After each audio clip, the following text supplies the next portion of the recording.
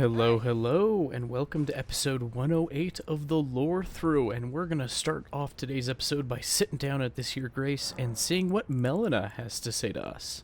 We've cleared the lift of Rold, and so we're finally in the mountaintops of the giants, just the very edge. Shabiri is still standing over there in Yura's body. Let's see what Melina has to say. There is something I'd like to say. My purpose was given to me by my mother, but now I act of my own volition. I have set my heart upon the world that I would have, regardless of my mother's designs. I won't allow anyone to speak ill of that, not even you. So it seems interesting. She says it's her purpose, and though she originally was given purpose by her mother, it's hers now. She's adopted it, and she won't allow us to speak any ill of the whole thing. It's kind of odd, because she doesn't reveal to us who her mother is precisely. We have a couple guesses. I personally think it's Queen Marika, because given how often Melina quotes Queen Marika, I don't know what other female figure it would be. But not confirmed still, so take that with some salt. Alright, let's get to it. So we have the Zamor ruins here. We may not know that they are the Zamor ruins. There they are. There it is. Okay, there's the prompt. Alright.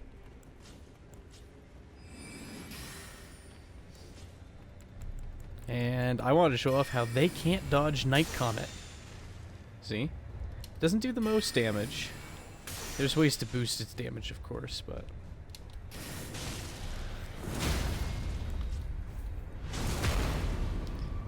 And they're mean suckers. I don't like the Heroes of Zamor, but if you're running a poise-breaking setup, they can be manageable. And interesting that there's spiritual trees and animals here in the mountaintops of the giants.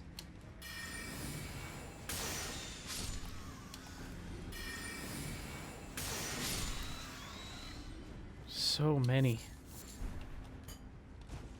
Just everything has a huge spike in health when you get up here. Which, I mean, makes sense.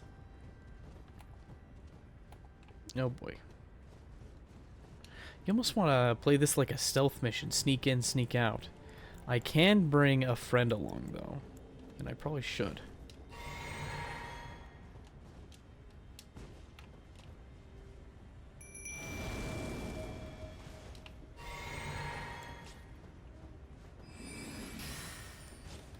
Let's see if we can sneak up on this hero. Oh, this is a horrible idea.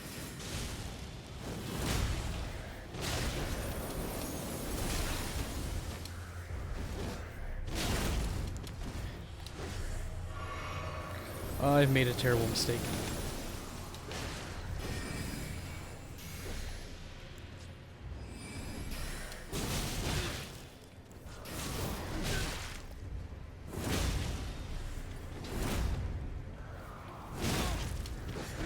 Ooh, two of them, huh?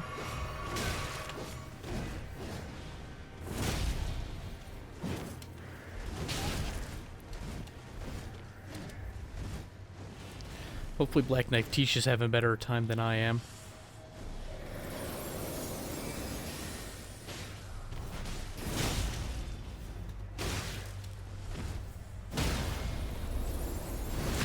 Ooh, save us from the icy fog.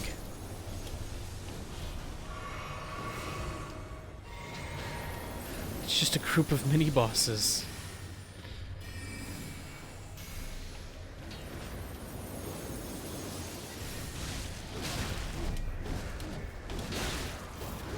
Oh boy, gotta get out of here.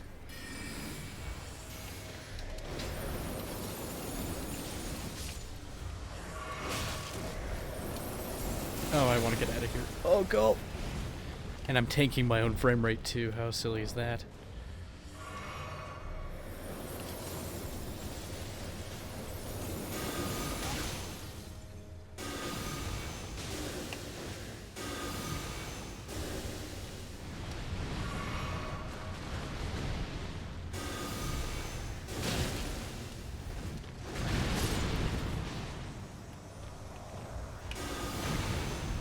Don't die, Tish, if you can help it.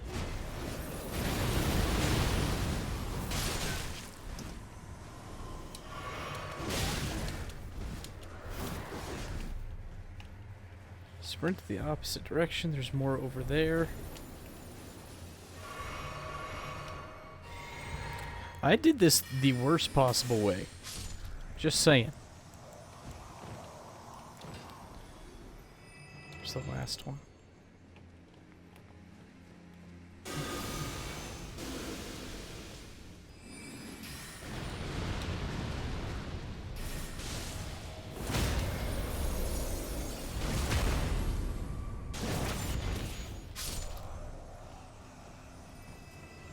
Oh, and they're only worth 5,000 each? At least I get some flasks back, but still.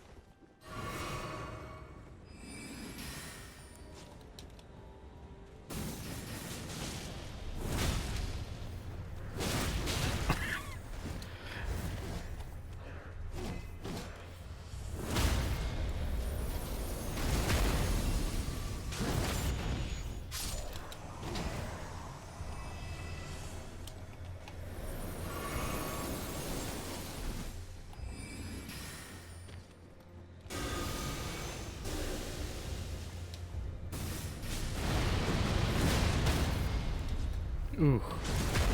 Looks like Ancient Death Rancor does just a smidge of poise damage. It feels like they have, probably 80 poise health, honestly. I could be wrong on that. Zamor Ice Storm. Alright, finally some lore. Let's take a look. It's up here. Alright.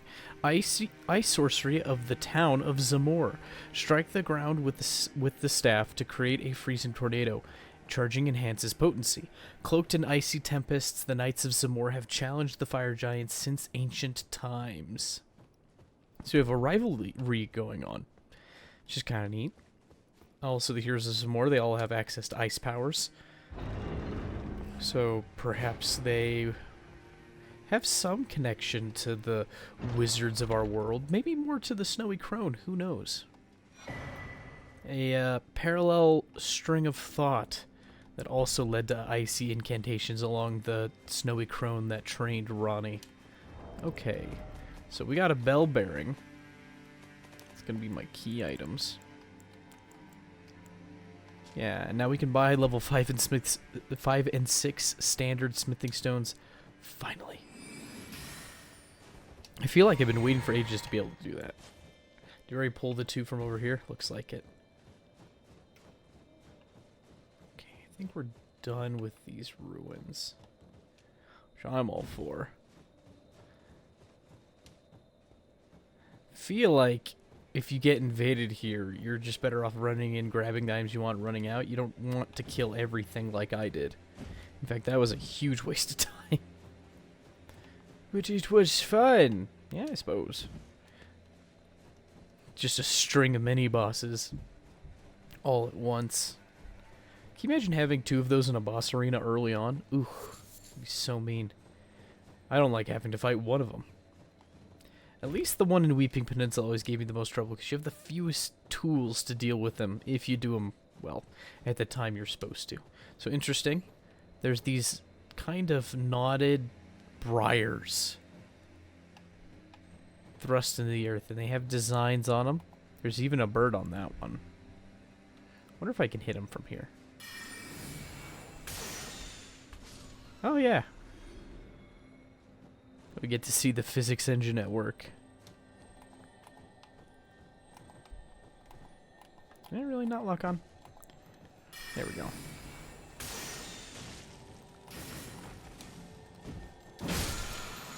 And we get a level 7 Somber Stone. And a Rosis statue. And that comet isn't the strongest comet by any means. Don't get that in your head. It's just the enemies that input, read, and dodge. Don't dodge that one. So, we have that going for us. Okay. So Rosis also has his little own guiding grace that he uses.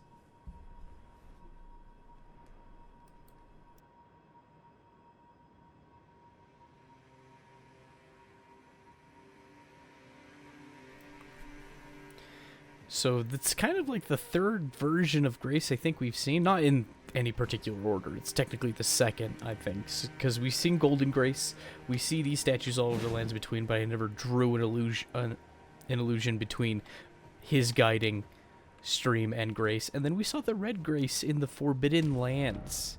This narrow stretch here. Which is its own little linear zone. Still, what are all these twisty briars for? We're doing alright on flasks. Keep moving forward. Some birds over there. I don't even think there's any items that are worthwhile.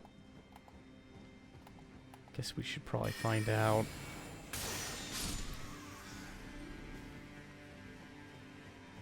Wasting my mana on birds.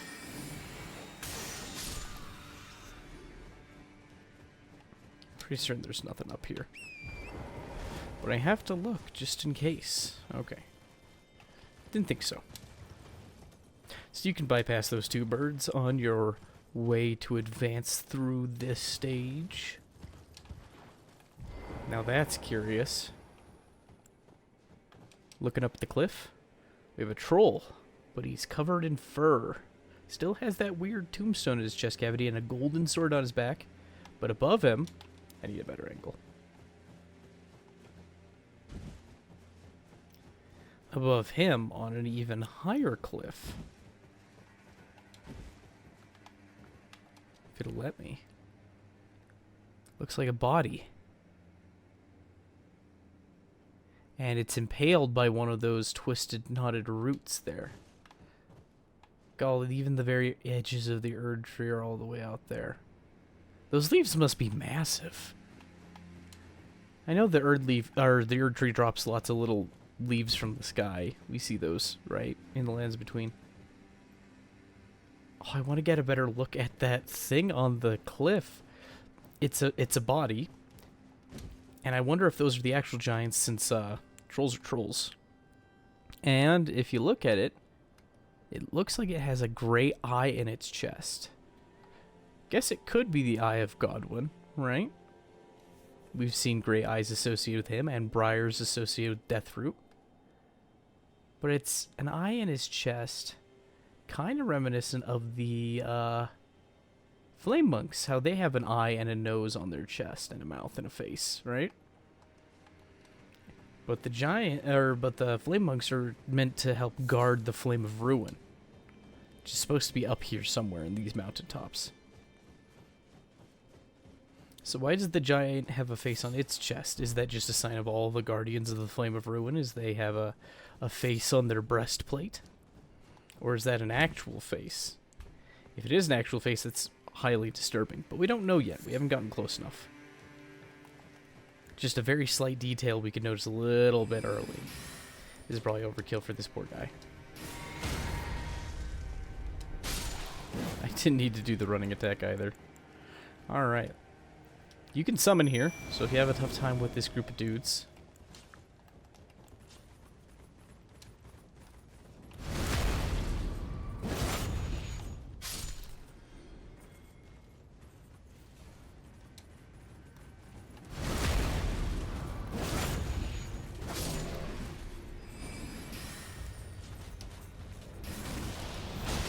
Always roll him early.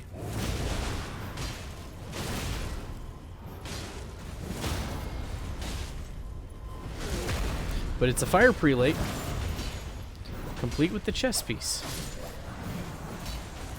Actually, one of the places you can farm it, not the convenient place to farm it, if I recall.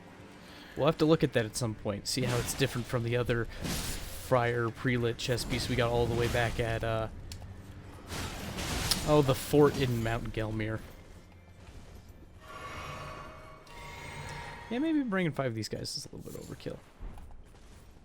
Especially since many of them you can just backstab.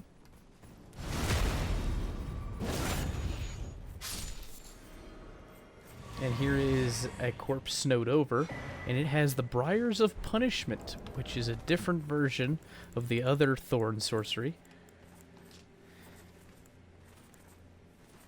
Alright, so this one, Wounds caster with Thorns of Punishment, sending a trail of blood thorns running over the ground to impale enemies from below. So this is the ranged version, as opposed to this one's the AoE around your immediate person. And this one, it looks like it goes along the ground and then hits your target. It actually is a projectile, just kind of invisible. Just the way the game's coding works. And so you can actually shoot it at people over gaps and it really throws them off.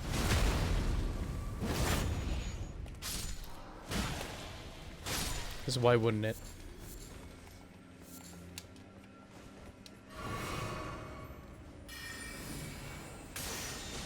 Goodbye, Mr. Beetle. So you get 2 Greatsword Boys and 3 Shield Boys when you summon the Mausoleum Soldiers. Alright, that's kind of neat. The Greatsword Boys kind of do the most work in terms of damage, but the survivability of the other 3 is also nice. So we have this elongated path, and it's full of these twisted ruins. Twisty symbols on these ruins, I should say.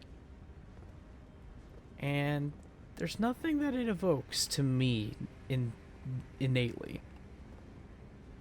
But I think we should pay an open mind to this. Actually, you know what? It looks like the swirls on the Troll's Hammer, as well as the swirls and dots that we see at the top of the Divine Towers.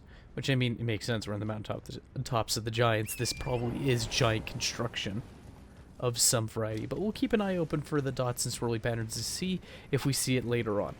I'm gonna have to make a note to make sure I point that out when it becomes relevant, because I think I have an inkling of where we're gonna see it next. Silence my premonitions. Okay.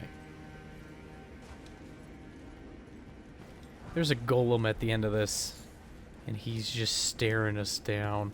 There he is. Okay. So he's not too hard to dodge, especially once you get close. And if you're on horseback, you're kind of in a better place, because you have access to all these ruins. I know there's an item up ahead somewhere. Oh, there it is.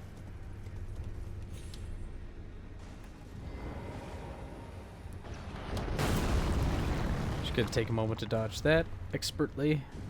Even his arrows are covered in snow. How long has he been sitting here? Also, who created these golems? Whoever created the golems made them similarly to whoever created the burial watchdogs and the imps, all of which go on the fritz when you hit them with crystal darts, right? Have I shown a gargoyle going on the fritz because I hit him with crystal darts? I don't know if I have. We'll show it on this one.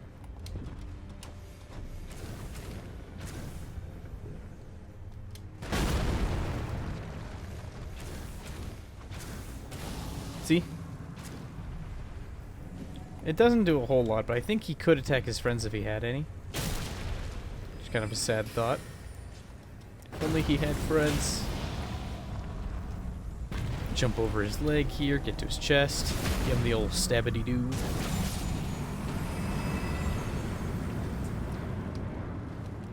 Nonchalant 15k damage. Alright, this episode doesn't have a lot. It's mostly land traversal, I'm afraid.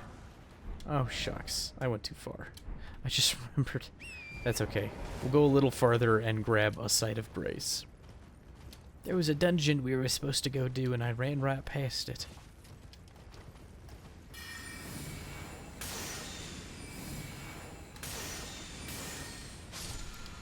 Big Beetle gives us Somber 8. So, from Beetles, so far we've gotten a 7 and an 8 stone.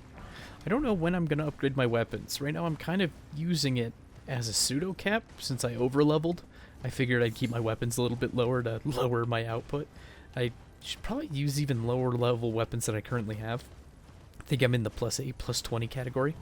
And here's Millicent. So we'll chat her up, and then I think we will backtrack. Oh, I can't rest. I don't need to. I took the Rhyme from behind her instead of talking to her. Gents, am I right? Okay. To think we'd meet in such a place. What could your purpose possibly... No. I know well enough who you are. And what I know is good enough for me. Call upon me again. In battle. Should you have the need. I'm searching for a fort to the north of the ruins. I heard the master of the fort was given a medallion that allowed him to visit the Halig tree. Indeed, I believe that is where Melania will be found. The Halic tree is hidden somewhere in these northern lands. So she wants to get to the fort, and it's the same fort that we're being directed to by Latenna, actually, so that she can get to somewhere that she needs to go, right? And Millicent wants to use it as a means of getting to the Halic tree, which we still don't know exactly where that's at. I'm searching for a fort to the north of the ruins. I heard the master of the fort was given a medallion that allowed him to visit the Halic tree. Okay, I think this is much the same. All right. So we meet Millicent here, and she beat us somehow. She made it past all that stuff. Kind of crazy to think about. But let's make our way back to that dungeon. I didn't mean to run past. And we'll probably do the dungeon and then cut there. The nice part, though, is that once we're done with the dungeon, we don't have to go across the gap. We can just teleport across the gap.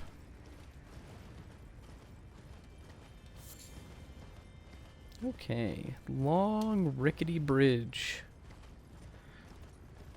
It's a long space between sites of grace. Kind of reminds me of the Lake of Rot. Lake of Rot does that to you too. Where you have a huge space of land before you get to your next grace. Maybe just because Limgrave is littered with them, and Liurnia has a good amount too. But the distance between graces up here in the end game feels a little more like previous Souls games. And by previous Souls games, I think I mean Dark Souls 1. Dark Souls 2 I felt like had a good amount of graces. Dark Souls 1 had a lot of shortcuts, but you couldn't warp anywhere you wanted.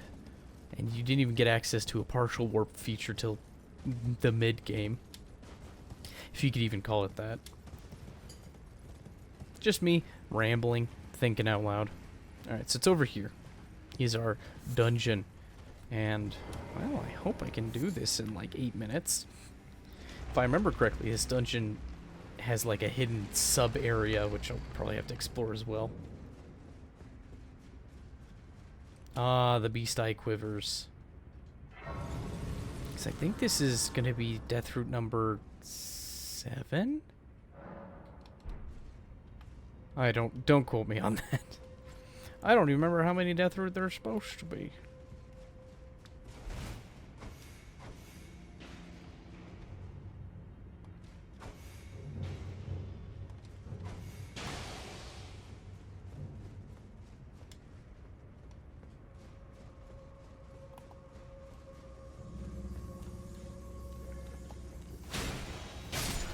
Really? No other... I thought there would be one to fall down from above.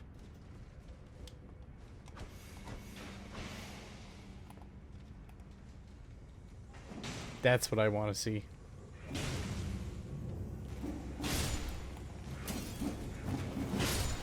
I want to see them fight each other.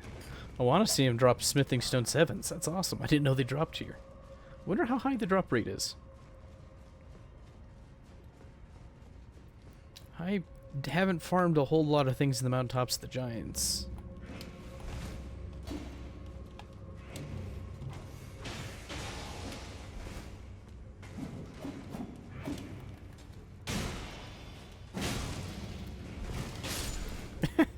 I got an assist.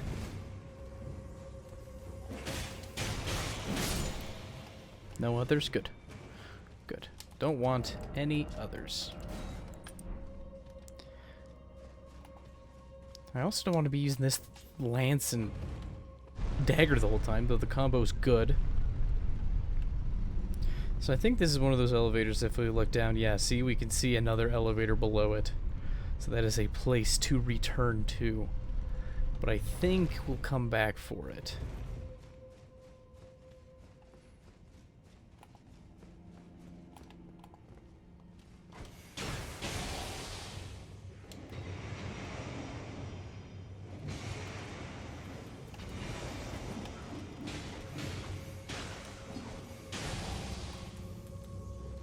Yes, let them fight.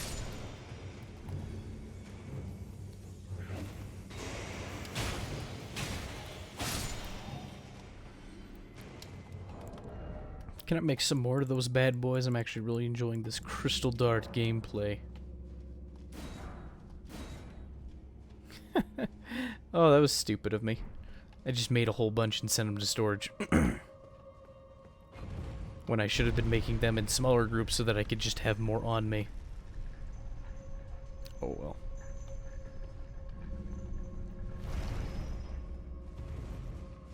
But this elevator here, this one doesn't have anything beneath it. So it's the first elevator. Oh, this dungeon's long. Okay. There's pots. And feel like using...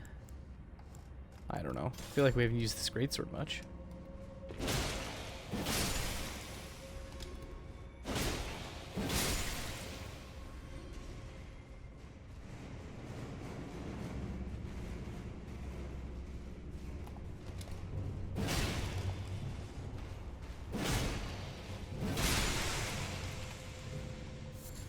Living jar shard. Oh.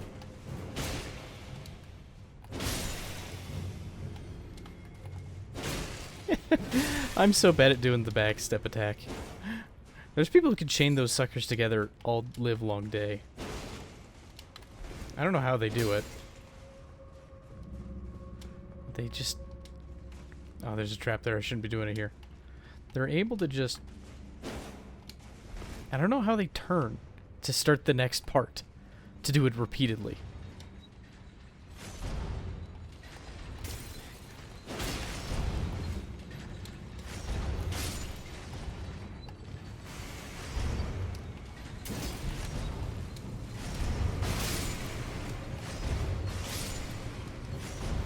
Oh.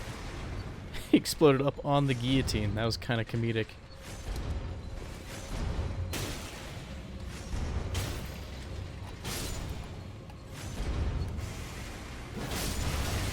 If you destroy them too quickly, they just detonate on you.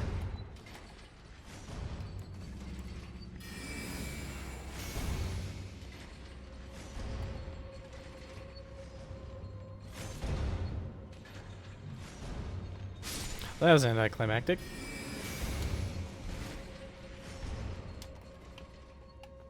Nothing? Oh, is this the gaslight dungeon? There's more than one. Oh, this is the other gaslight dungeon. Oh, I was wasting too much time killing things. Oh, that's on me. That is so on me.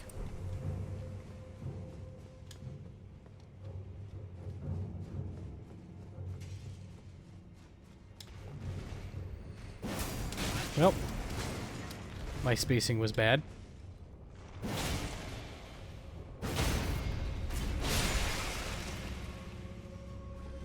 But we do get a ritual. Oh, is that the final one?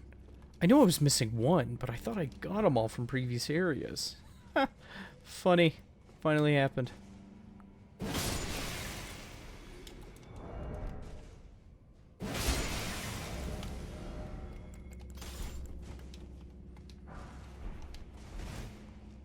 Okay. So we can hop down here, and it leads to a big fat nothing. So I think if we continue the loop, bad stuff happens. But now this leads somewhere. Okay, so we'll be back for this. But now the elevator's pushed up, so... So we're going to continue the loop a little more, just to show how it gaslights you, right? So there's still that trap there. Which I assume they want you to get frustrated and then get yourself killed on it.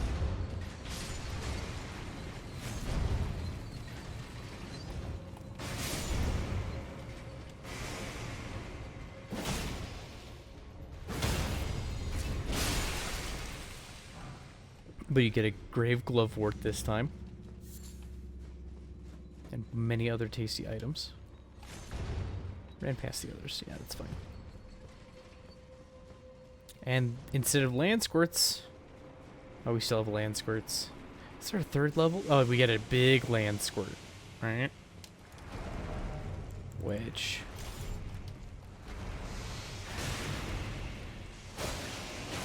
There we go.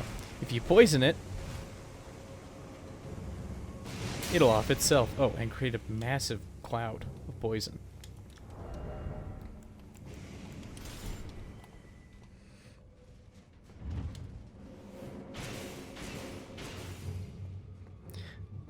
Kind of an easy pot to deal with.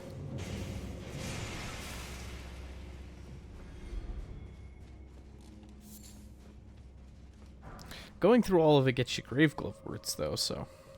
And of a relatively high level. But if we jump down here, and jump down here, we jump past the other drop down, and we're back here. In the loop. But if we head over here, like we discovered earlier, false elevator. I should probably see what's at the top of the false elevator, huh? Oh, shucks. Episode being longer than I wanted it to be.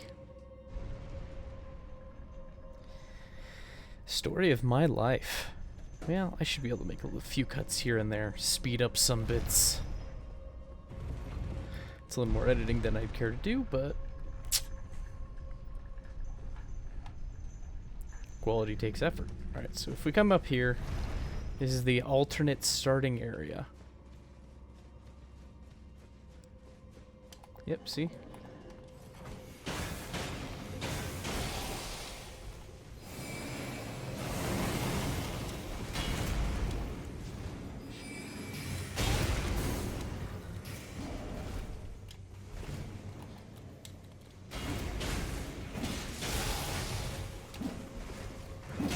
Oh, how many of these guys are there?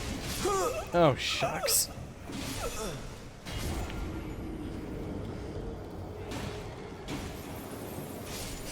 I didn't realize there were so many in that room. I must have ran past them foolishly. Oh no, we have to get back to that point. My life is a joke. It's only funny to me. Okay. We's gonna run it. Because we don't care. I ran the wrong way already. It was a joke. Ah, shucks.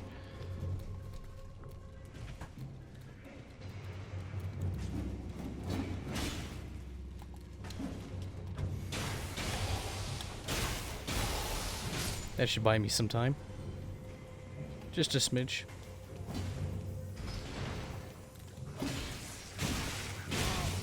I'm not dying here again.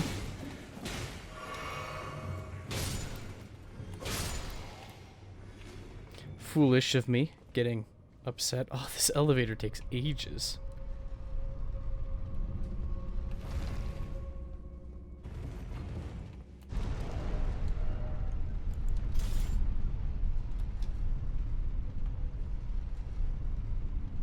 We still need to do this under elevator area. I don't even want to do the false entrance. Oh, it's such a bad idea.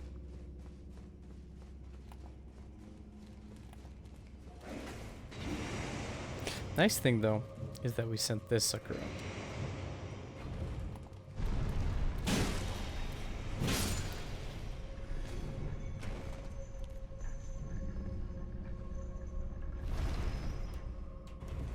Gonna send that up again just in case. Just in case.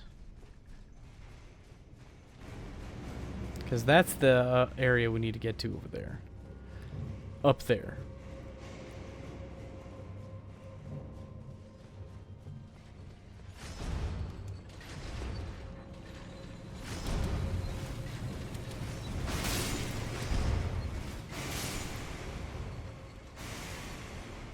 Should be using Bloodhound Step until there's an actual threat.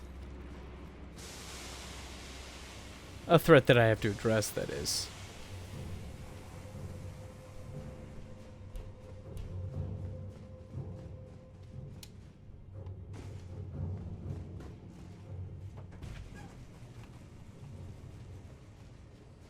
Okay.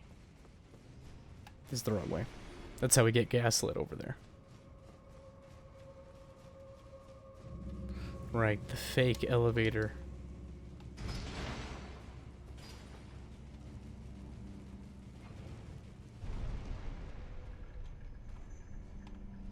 Come on. Lead me to where I don't want to go. I'm pretty sure it's just a glove word. Come on, come on, come on. Oh, he still got me. Ah, shucks.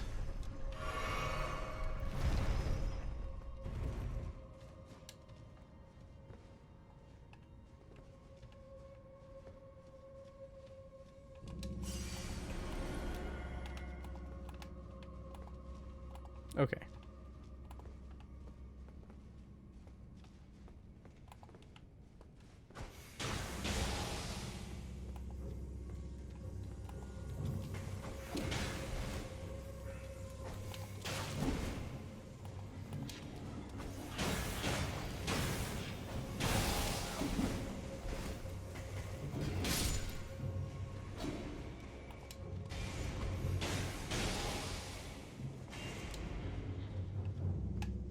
Should be letting them fight each other, essentially. And by that, I mean letting the Watchdog Burial kill... Watchdog Burial Dog, whatever, kill all of them.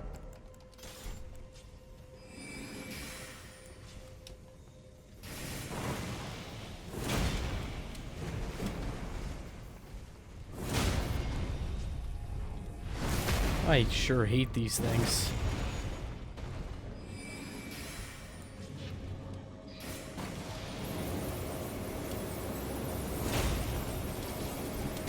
Still breathing.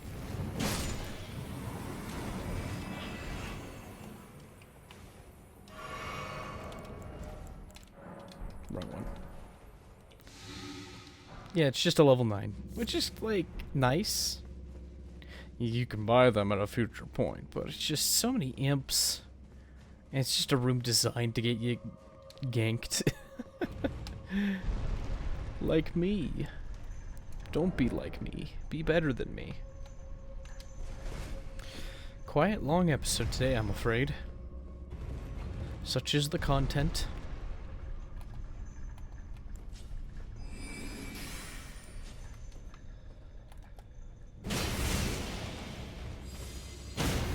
None of that. And you want to stay in this upper area because there are gaps to fall down while you're fighting that Jar who was trying to apply Iron Jar, the aromatic, to himself. It might be just his innate ability and we steal it when we make aromatics.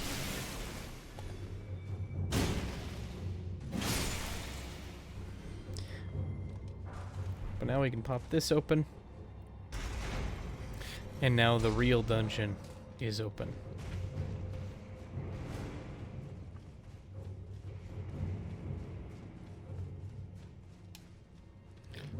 We have to go up one. It's the other elevator.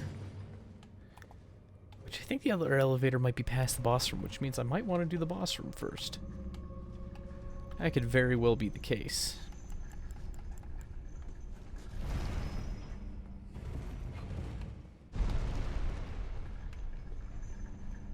Run double life regen, save on flasks. That looked funny. It was a bizarre little graphical thing.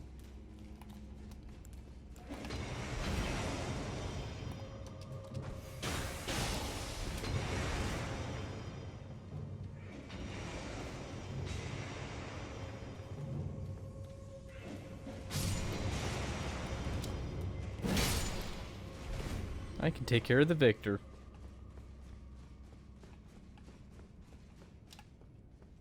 Okay. Yep, here's the boss room. I want to backtrack to go to the sub area. Definitely.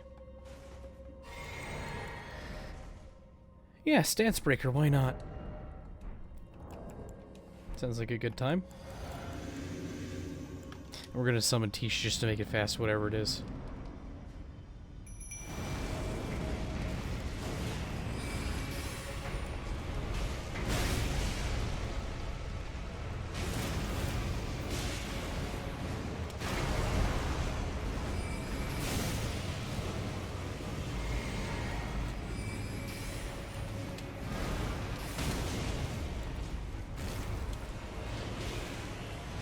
Give her the old face stab while Tish burns her, burns it to death.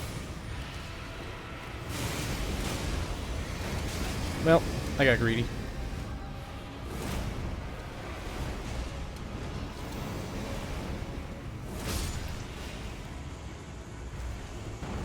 Big damage.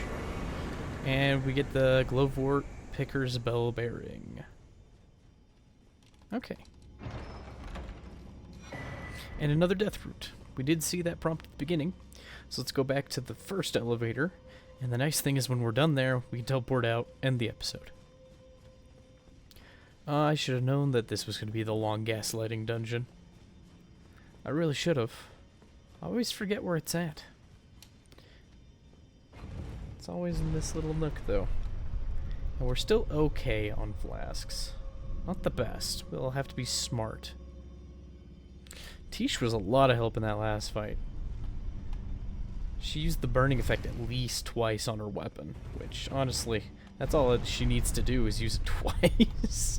And then she's cost effective. It just hits so hard and lowers the enemy's max HP.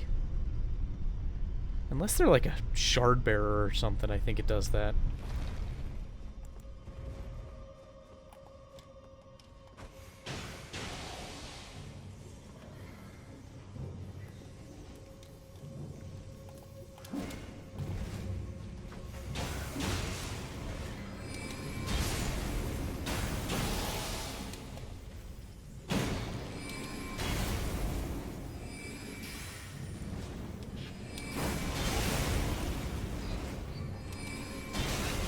I am flubbing this.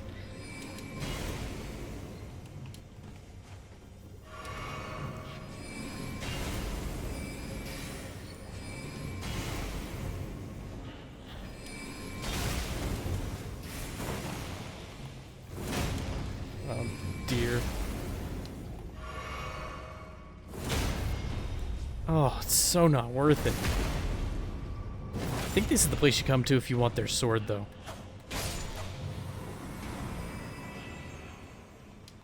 A level 8 glovewort.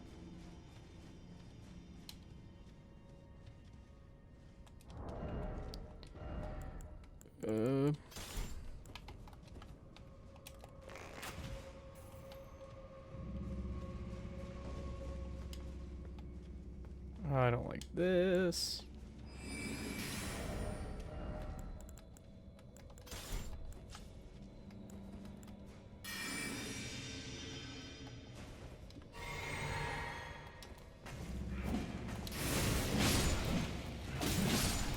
Should have picked something with longer range. I wanted damage and speed, and that was a mistake.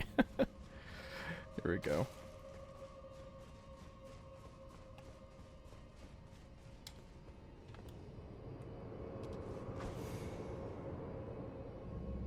It doesn't go far enough.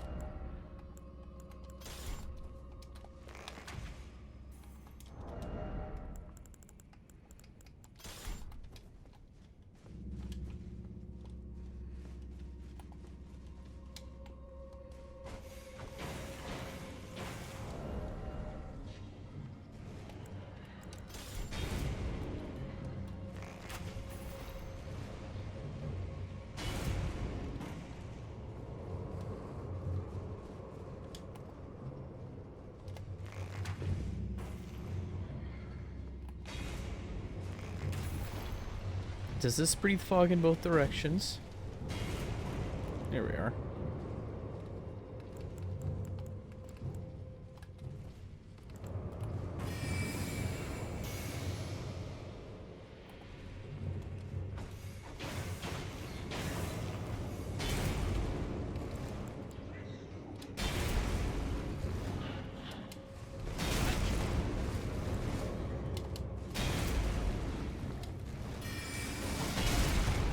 Shucks.